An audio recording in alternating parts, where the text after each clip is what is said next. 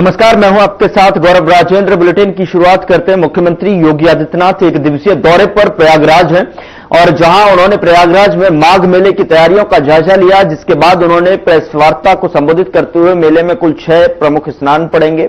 साथ ही आपको बता दें कि नमामि गंगे को जल शुद्ध बनाए रखने की जिम्मेदारी भी है और ऐसे में 85 किलोमीटर की सीवर लाइन बिछाई जाएगी, जिससे संगम की शुद्धता बनाए रखी जाए। साथ ही 25,000 शौचालय और 8,000 डस्टबिन बनेंगे। करीब 8,000 हेक्टेयर में मेले को बचाया जाएगा। मैं सबसे पहले आप सभी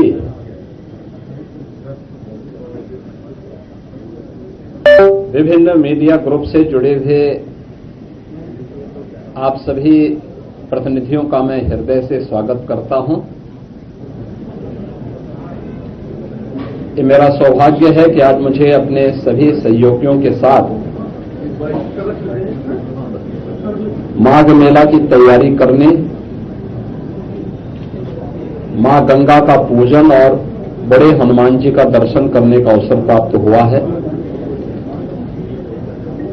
लगभग 9 महीने के बाद यह अवसर फिर से मुझे प्राप्त हुआ कि मां गंगा का पूजन करके माघ मेले की इस बैठक को हम आगे बढ़ा सकें।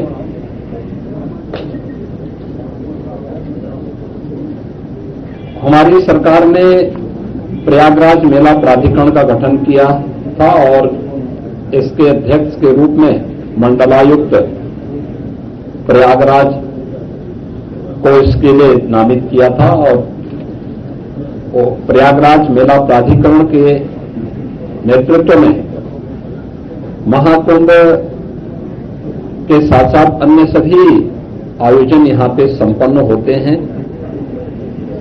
माघ मेला 2026 की तैयारी यहां पे प्रारंभ हो चुकी है। 2024 की तुलना में इसके दायरे को बढ़ाया गया है और चूंकि यहां की टीम के सामने 2025 के महाकुंभ का अनुभव है, जिसने पूरे देश और दुनिया के अंदर अपनी एक अमिट छाप छोड़ी थी और भारत की सनातन धर्म की परंपरा के प्रति लोगों के मन में एक नया उत्साह भरा था। इस बार माघ मेले की तैयारी के लिए भी उस प्रकार की व्यवस्था हम लोग पेंटून ब्रिज के इसमें पहले तो माघ मेले की जो तिथि है, इस बार यह लगभग 15 दिन पहले आ रहा है। 3 जनवरी को पौष पूर्णिमा है,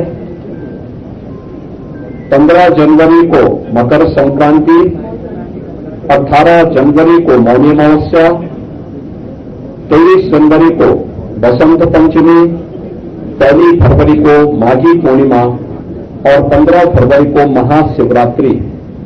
ये 6 स्नान होंगे, जिनमें कल्पवासियों की संख्या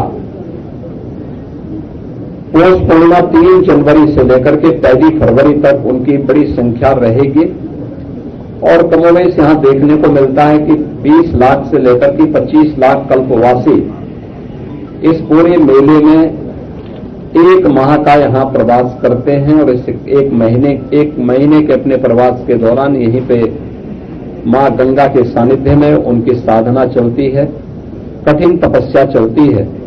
तो यह तो रहेंगे ही, लेकिन इन मुख्य स्नान जो पर्व पड़ेंगे, इन प्रमुख तिथियों पर बड़ी संख्या में श्रद्धालुजन स्नान करने के लिए आते हैं और हमारा अनुमान है कि लगभग इस पूरे लगभग 1.5 महीने के दौरान प्रयागराज में 12 से 15 करोड़ लोग संगम पे स्नान करेंगे, जिसमें कल्पवासी भी हैं जो हर दिन अगर मिलाकर के 20 से 25 लाख हर दिन देखेंगे तो एक बड़ी संख्या वो स्वयं भी हो जाएगी।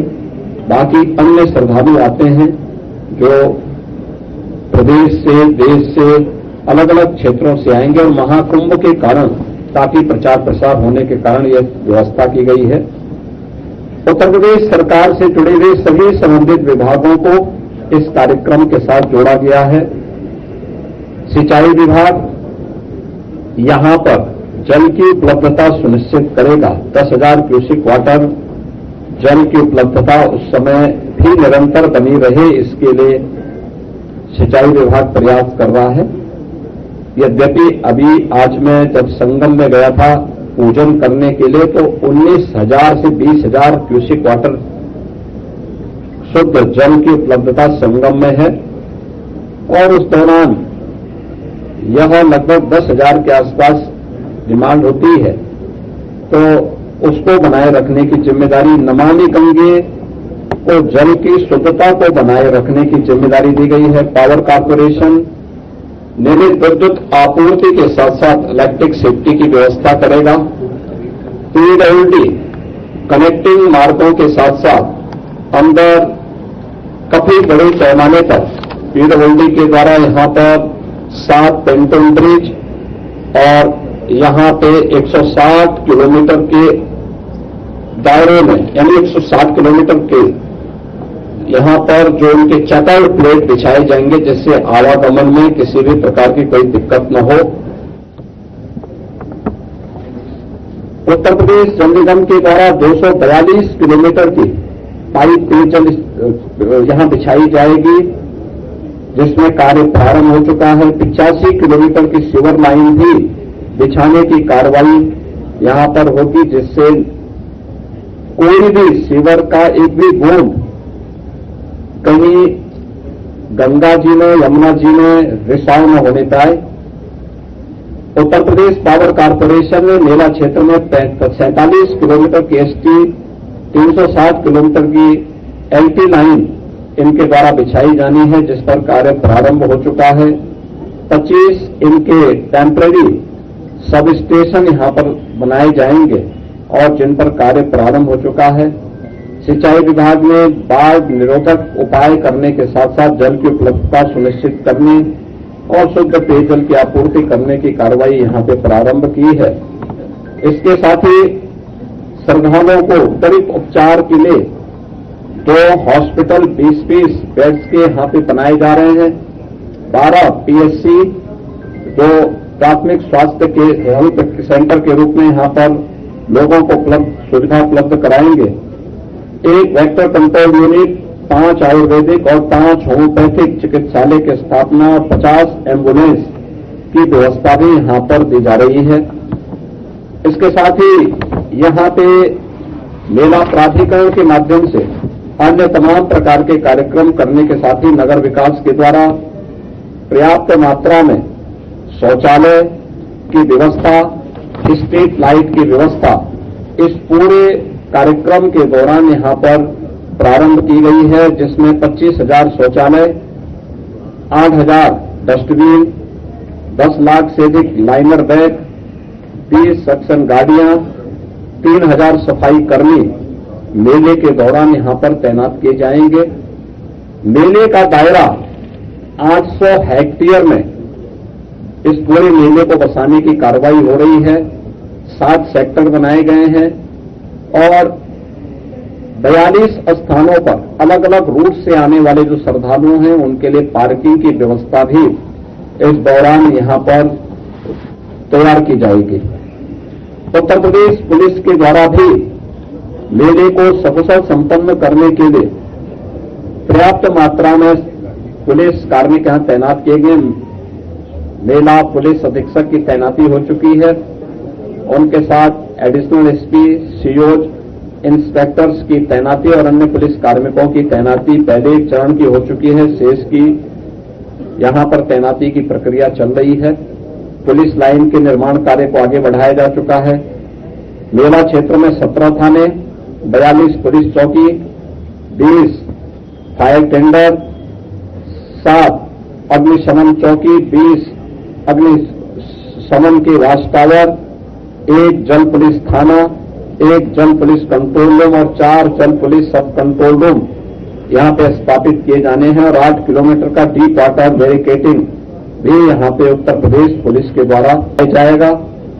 नगर विकास के द्वारा सीसीटीवी कैमरे से और आर्टिफिशियल इंटेलिजेंस युक्त कैमरे से 400 कैमरों के माध्यम से क्राउड मॉनिटरिंग और क्राउड डेंसिटी एनालिसिस और इंसिडेंट रिपोर्टिंग, स्वच्छता और सुरक्षा निगरानी की व्यवस्था भी उसके माध्यम से यहां पर करने की व्यवस्था इस पूरे मेले के लिए की जा रही है। यातायात और भीड़ नियंत्रण करने के लिए भी यहां पे अंतर जनपदीय और अंतर राज्यीय कार्य योजना भी विकसित करने के लिए यहां पर निर्देश दिए गए हैं, जिसको लेकर के यह कार्य यहां पे बढ़ेंगे। यहां पे लोग सभी से इन्होंने तैयारी कर ली है। 3800 के आसपास यहां पे हमारी परिवहन निगम की बसेज काम करेंगी, जिसमें 3000 परिवहन निगम की बसेज होंगी, 75 शटल बसेज यहां पर मेला क्षेत्र के अंदर सिटी से मेले क्षेत्र में जाने, मेला क्षेत्र से सिटी तक उन्हें लाने के लिए इलेक्ट्रिक बसेज के रूप में यहां पर रहेंगी और 200 बसेज यहां पे रिजर्व में रहेंगे। टेंट सिटी का निर्माण भी यहां पर इस दौरान किया जा रहा है। मेरा बड़ा विश्वास है कि सभी संबंधित रेलवे, आर्मी, इन सब के साथ भी आज ये बैठक यहां पे संपन्न हुई है और सभी के स्तर पर इस मेला की प्रगति उच्च स्तर पर है। मुझे पूरा विश्वास है कि माघ मेला अपनी एक नई ऊंचाई तक पहुंच करके उन सभी श्रद्धालुओं को जो कल्पवास करने के लिए आते हैं, अपने संकल्प और अपनी साधना को आगे बढ़ाते हैं, उन श्रद्धालुओं के साथ साथ इस पूरे आयोजन को हम लोग पूरी भव्यता के साथ, दिव्यता के साथ संपन्न कर पाएंगे। मैं एक बार फिर से प्रयागराज वासियों का महाकुंभ में सहयोग करने के लिए धन्यवाद देता हूं।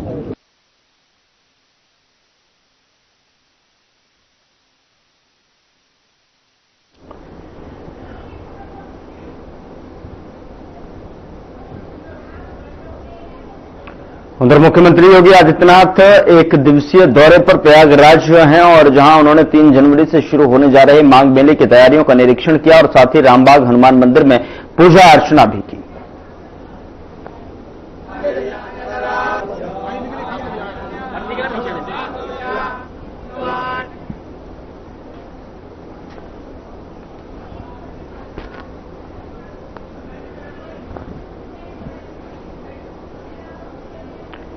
उधर मुख्यमंत्री योगी आदित्यनाथ एक दिवसीय दौरे पर प्रयागराज हैं, जहां सीएम योगी कई कार्यक्रमों में शिरकत करने वाले हैं और इस बीच जो है उन्होंने श्री लेटे हनुमान जी मंदिर में पूजा अर्चना भी की।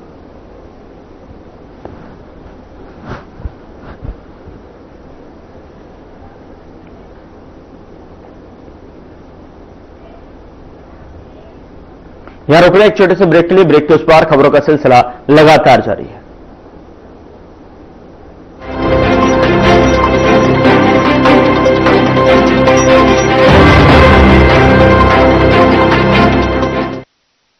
कुछ लोग खाते पीते तो बहुत बढ़िया हैं, पर फिर भी उनकी सेहत नहीं बनती।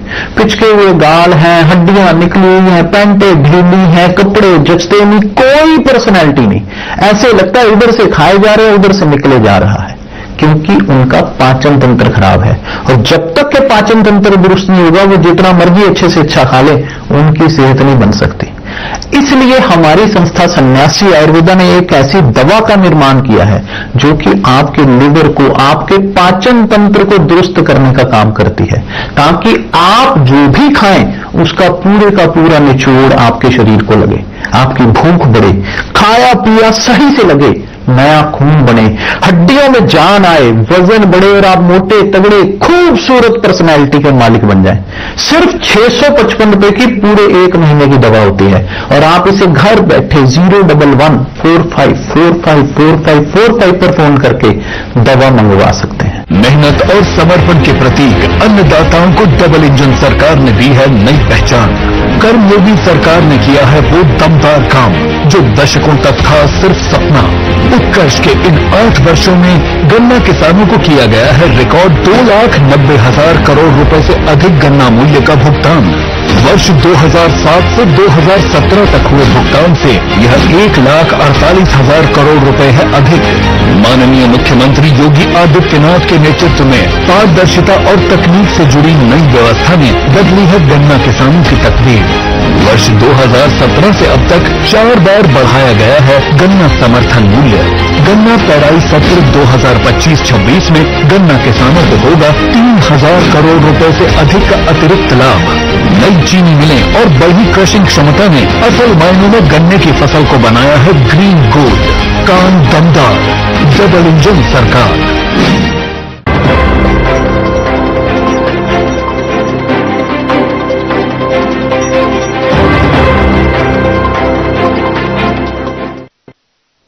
ब्रेक के बाद स्वागत है आपका। खबरों में आगे बढ़ते हैं। G20 शिखर सम्मेलन 2025 में शामिल होने के लिए पीएम मोदी शुक्रवार को दक्षिण अफ्रीका के जोहान्सबर्ग पहुंचे। गौतेंग स्थित वाटरलूफ वायुसैनिक अड्डा AAFV जो है, राष्ट्रपति सिरिल ने उनका जो गर्मजोशी से स्वागत किया है। G20 शिखर सम्मेलन में प्रधानमंत्री नरेंद्र मोदी।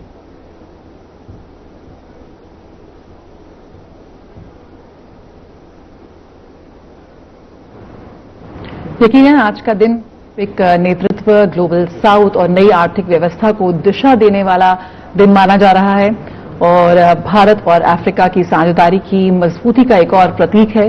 प्रधानमंत्री नरेंद्र मोदी G20 नेताओं के शिखर सम्मेलन में शिरकत करने के लिए इस वक्त जोहान्सबर्ग हैं और पहला कार्यक्रम जहां पर जोहान्सबर्ग एक्सपो सेंटर में प्रधानमंत्री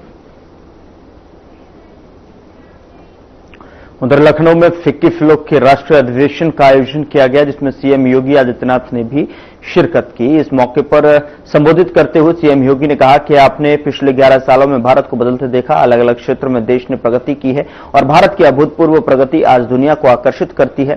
सीएम योगी ने और क्या कुछ कहा, आइए आपको सुनाते हैं। अभी यहां से विस्तार से फिक्की फ्लोक की नेशनल प्रेसिडेंट श्रीमती पूनम शर्मा जी के द्वारा फिक्की फ्लो के कार्य योजना के बारे में विस्तार से यहां पे बताया गया है और मुझे ये नहीं समझ में नहीं आ रहा था कि क्यों उनको बार बार रोकने का प्रयास हो रहा था, लेकिन बहुत अच्छे ढंग से उन्होंने इस बात को, अपनी बात को रखा कि हम क्या कर रहे हैं और आगे की हमारी कार्य योजना क्या है और सरकार से क्या अपेक्षाएं हैं।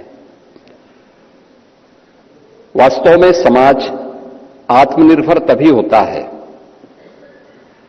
जब समाज और इस प्रकार के संगठन लीड करते हैं और सरकार पीछे से उन्हें सपोर्ट करते हुए रहती है, तब प्रगति होती है, विकास तभी होता है।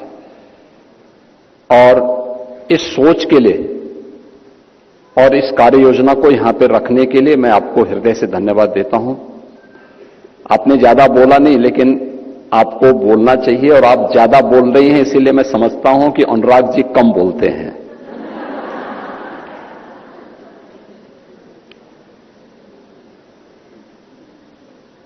बीस चैप्टर में 21,000, 16,000 से अधिक आप लोगों के प्रोफेशनल्स आपके साथ जुड़े हैं, लेकिन मेरा मानना है कि 140 करोड़ की आबादी के भारत में यह संख्या आपकी कम है।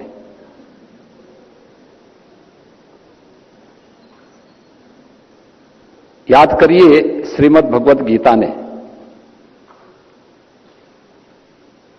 एक मंत्र में एक बात कही, एक श्लोक में एक बात कही, कृषि गोरक्ष वाणिज्यम वैश्य कर्म, यानी वैश्य यानी ये जो जितने भी हमारे प्रोफेशनल वर्क में आते हैं, ये केवल व्यापार ही नहीं, वाणिज्य ही नहीं,